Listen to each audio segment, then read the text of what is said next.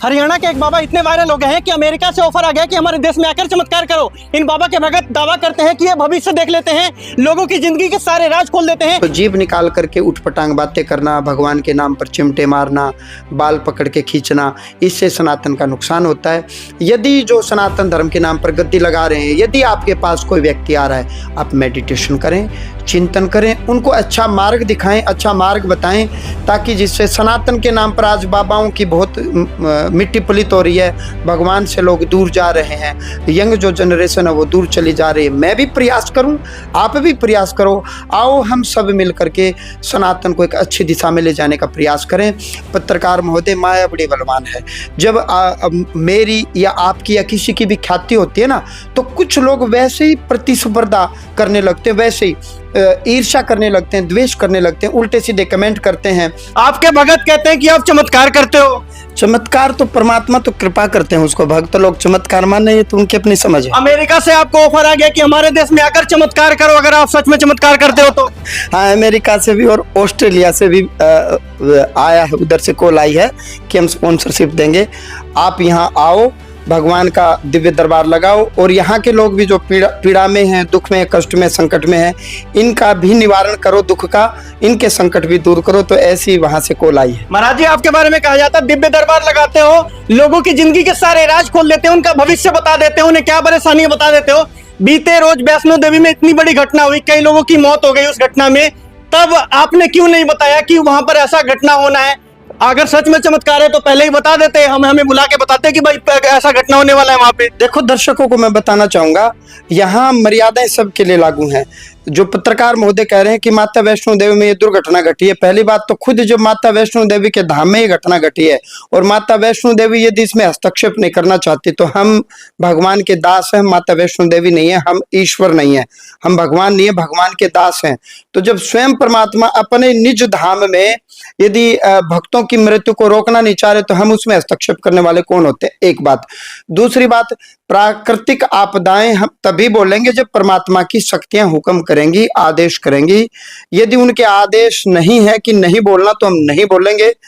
तीसरी बात, पत्रकार महोदय पूछूं उससे पहले मैं बता दूं, बहुत से लोग कहते हैं कि देश में प्लेन क्रैश हो गया, ये हो गया, वो हो गया, तो क्या इस देश के संतों को हम हटा दें, कह दें कि भाई तुम किस चीज के संत हो? अयोध्या, मथुरा, काशी, वृंदावन में जो महात्मा हैं, जो संत हैं, जो मठाधीश है, जो महंत हैं, क्या हम ये जिम्मेवारी उन पर लाद दें? किसी देश में दुर्घटनाएं घट रही है, प्राकृतिक आपदाएं आ रही हैं, भूकंप आ रहे हैं, यदि तुम इतने ही चमत्कारिक संत हो, यदि तुम वास्तव में संत हो, तो भारत भूमि में ये सब घटनाएं, दुर्घटनाएं क्यों घट रही हैं? आप हट जाओ। ऐसा नहीं है पत्रकार महोदय, यहाँ हर किसी की मर्यादा निश्चित की गई है। संत की अपनी मर्यादा है, मेरी अपनी मर्यादा है, पुलिस की अपनी मर्यादा, सरकार की अपनी मर्यादाएं, हर व्यक्ति की अपनी मर्यादा है। महाराज जी, हम बिल्कुल मानते हैं, और देखिए, धर्म के लिए अगर मरना पड़े तो मरना भी चाहिए, हमारे सनातन में कहा गया। लेकिन सबसे बड़ा सवाल है, आप और आपके जो भगत है कहते हैं कि इस दरबार में आने से 21 रुपए के बतासे चढ़ाओ, जिसकी शादी नहीं हो रही है शादी हो जाती है, जिसके बच्चे नहीं हो रहे बच्चे हो जाएंगे। इसका मतलब ये जो बड़े बड़े हमारे डॉक्टर से बड़े बड़े अस्पताल है वो मतलब बंद कर दे अपने अस्पताल, आपके यहाँ वो भी आकर बतासे चढ़ाने लग जाएंगे। तो यानी पत्रकार महोदय कह रहे हैं कि हम भी वैष्णो देवी में जाकर के टीन के शेड के नीचे अपने आप को मार लें, कि ऐसा नहीं है। रही बात बताशे की, तो देखो परमात्मा का धाम है, सत्व रजतम तीन गुण। बतासे खाने से बच्चे होते हैं, बतासे खाने से शादी होती है। मैं उसी पर आ रहा हूं। 3 गुण बताए गए, सत्व रज तम। ये हनुमान जी महाराज, मां भगवती, शिव का धाम है। कहते गुरु और देवता के धाम में खाली हाथ नहीं जाना चाहिए। तो अब हम क्या मंगवाएं भक्तजनों से? भक्तजनों से बतासा इसलिए मंगवाते हैं, बतासा शुद्ध और सात्विक भोग है, या मुर्गे बकरे या शराब तो चढ़ाई नहीं जाती परमात्मा को। तो बतासा सबसे सरल, सहज उपलब्ध होने वाली वस्तु है। गुण की यदि बात करें तो बतासा सत्व गुण या रजगुण में आता है। तीसरी बात, सस्ता और टिकाऊ है, इजीली अवेलेबल है। तो परमात्मा को मीठे का 20 रुपए के बतासे का भोग लगाया जाता है, भोग के पश्चात उसको फेंक दिया जाता है। अब आते हैं मुख्य विषय पर। हॉस्पिटल बंद करते हैं, क्यों बंद करते हैं भाई? हॉस्पिटल पत्रकार महोदय किस चीज के लिए बने हैं? भौतिक संकटों के लिए। मैं अब पत्रकार महोदय को कोई बात बोल दूं और वो बात कान के माध्यम से मन तक चली जाए, और बोली गई बात अनुकूल ना हो, पत्रकार महोदय को रात को नींद ना आए कि गुरुजी ने ये बात क्यों बोली। अब ये जाए डॉक्टर के पास, डॉक्टर साहब मेरे मन में दर्द हो रहा है, गुरुजी ने कोई कड़वी बात बोल दी तो डॉक्टर कहेंगे मैं कान का दर्द का डॉक्टर हूं, मन के दर्द का इलाज मेरे पास नहीं है।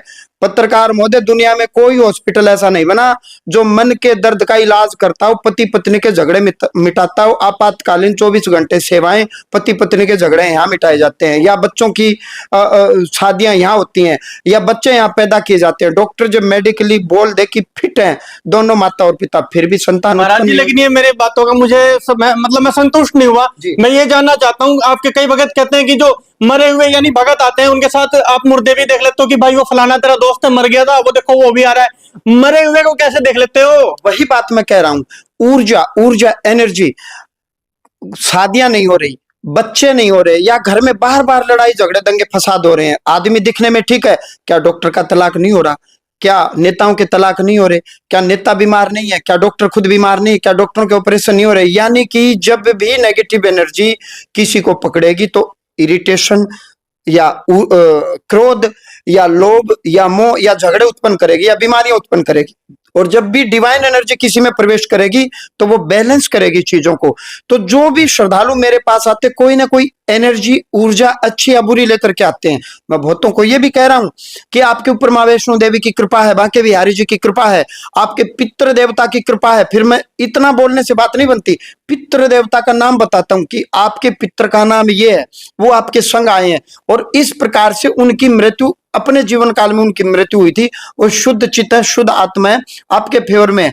या मैं बहुतों को बताता हूँ, आपके साथ एक नकारात्मक एनर्जी आई हुई है, बोले तो 2 प्रेत आए हुए हैं, हम सभ्य तो वस्त्र पहने। अब मैंने सनातन के नाम पर ये चोला पहन लिया, तो अब मैं जींस की पैंट पहन करके फिल्मी गानों पर उठपटांग बातें या उठपटांग गानों के ऊपर रील मुझे नहीं बनानी चाहिए, आपको भी नहीं बनानी चाहिए।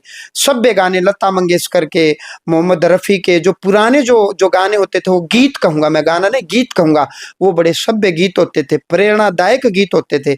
आप उन पर रील बनाइए, भजनों पर रील बनाइए, अच्छे वस्त्र पहनिए और आपके व्यक्तित्व, आपके चरित्र में एक अच्छी दिशा निर्देश होनी चाहिए। और जो भी आध्यात्मिक लाभ लेना चाहते हैं, जिनको लगता है कि और अध्यात्म में ऊपर उठें, वो भक्त भी आमंत्रित है, वो मेरे सानिध्य में। लिव इन में रहना ठीक है या गलत है? लड़के लड़कियों का, आजकल लड़के लड़की लिव इन में रहते हैं, तो आप क्या सोचते हो उसके बारे में? लिव इन में तो पहले से भी रहते थे, रह ही रहे थे लिव इन में।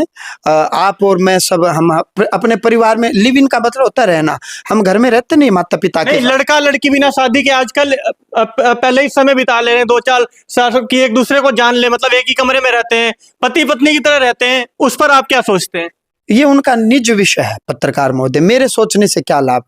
अब जिसने जहां रहना है मेरे से तो पूछेगा नहीं, लेकिन विवाह से पहले आप बातचीत करें।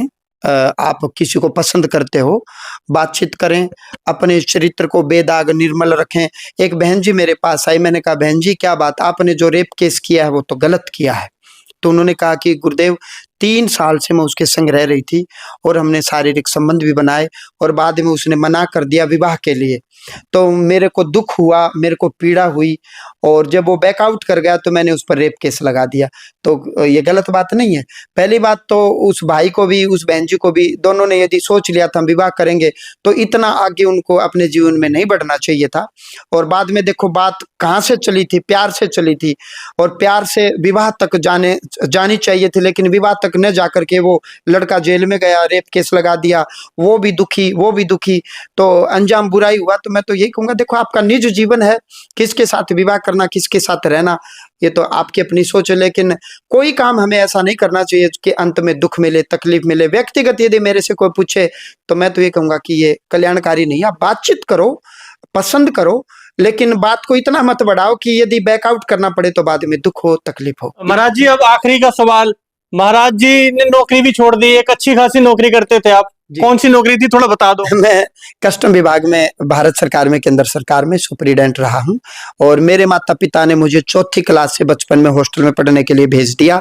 बाबा बनने के लिए नहीं भेजा कि बच्चा पढ़ लिख के ऑफिसर बनेगा, लेकिन मैं बचपन से ही स्वभाव में भक्ति थी कि बस मैंने भक्ति करनी, मैं कौन, मैं क्या, मैं कहाँ से आया, ये मेरे चित्त में विचार आते थे। गुरु का सानिध्य मिला तो पिताजी ने मुझे रोका नहीं कि तू भक्ति करता रहा लेकिन पढ़ाई नहीं छोड़ेगा, तू अधिकारी बन। जब और क्या उस नौकरी में कम पैसे मिल रहे थे? आपने सोचा बाबा बन जाता हूँ, पैसे ही पैसे होंगे फिर? नहीं, ये भी समाज की मानसिकता गलत है।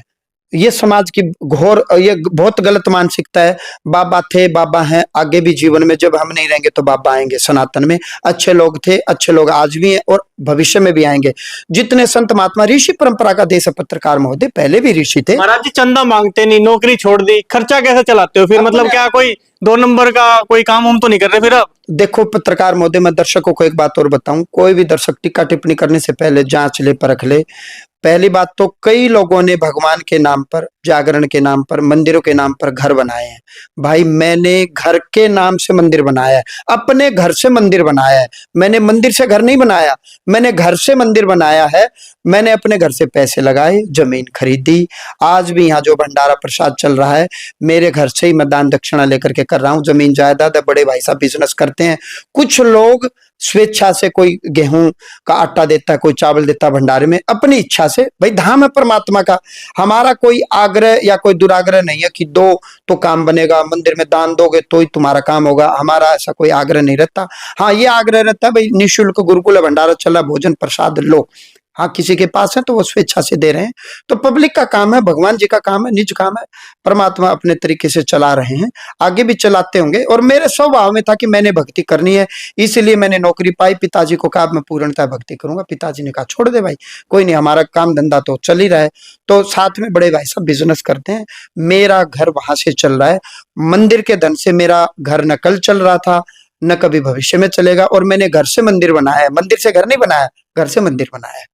चलिए बहुत बहुत शुक्रिया। हमारे साथ आज आपने देखा हास्य वाले बाबा जी, जो कि एक दिव्य दरबार लगाते हैं हर महीने, और इसी के साथ बहुत ही सामाजिक व्यक्ति हैं और पढ़े लिखे आदमी हैं। इनकी विचारधारा आप लोगों ने सुन ली होगी। कोई पाखंड का ये प्रचार प्रसार नहीं करते हैं, धर्म का प्रचार प्रसार करते हैं, लोगों के धर्म पे लाने का काम करते हैं। और आप लोग खुद अगर ज्यादा अनुभव लेना चाहते हैं तो इनके दिव्य दरबार में आए, आकर देखें यहाँ पर आपका अनुभव कैसा रहा, हमारे साथ साझा करें जी। एक चीज मैं अंत में और कहना चाहूंगा, जितने भी संत महात्मा हैं, साधु हैं, जो ईश्वर के उपासक हैं, जो गद्दे लगा रहे हैं, तो मेरी एक आग्रह है, अब मान्य न माने तो हमारे सनातन को, मैं भी और आप भी जिन्होंने सनातन का चोला पहना है, हम सामाजिक भी रहें। आज मैं विद्यालय में भी जाता हूँ, लेक्चर देने जाता हूँ, एलुमनाई मीट में भी जाता हूँ, मेरे जूनियर भी आते हैं, सीनियर भी आते हैं, कुछ अधिकारी भी बन गए वो भी आते हैं। भाई मैं भी अधिकारी बना, वो भी बने, पढ़ेंगे तो भाई सफलता तो मिलेगी। चलिए बहुत बहुत शुक्रिया। बहुत सारी बातें की आज हमने हास्य वाले बाबा जी के साथ। आशा करते हैं आपको इनकी जो बातें, इनके विचार हैं वो दिल को छू गई होंगी। और अपील रहेगी कि आप भी अपने धर्म के लिए, अपने सनातन के लिए जहां आपकी जरूरत पड़े वहां खड़े हों, धर्म का प्रचार प्रसार करें। ऐसे हमारे कुछ महाराज हैं, उनका सहयोग भी करें, क्योंकि जहां पर बुराई है वहां अच्छाई भी है। मतलब हर तरह के लोग हैं, पापी हैं तो धार्मिक भी हैं। फिलहाल इनके विचार आपने सुनी, बहुत अच्छा लगा हमें इनसे बातचीत करके, और आपको भी अच्छा लगा होगा। वीडियो को ज्यादा से ज्यादा शेयर कर दे। वीडियो देख रहे हैं मेरे सहयोगी गुलशन के साथ में, पवन शुक्ला, हरियाणा रिपब्लिक।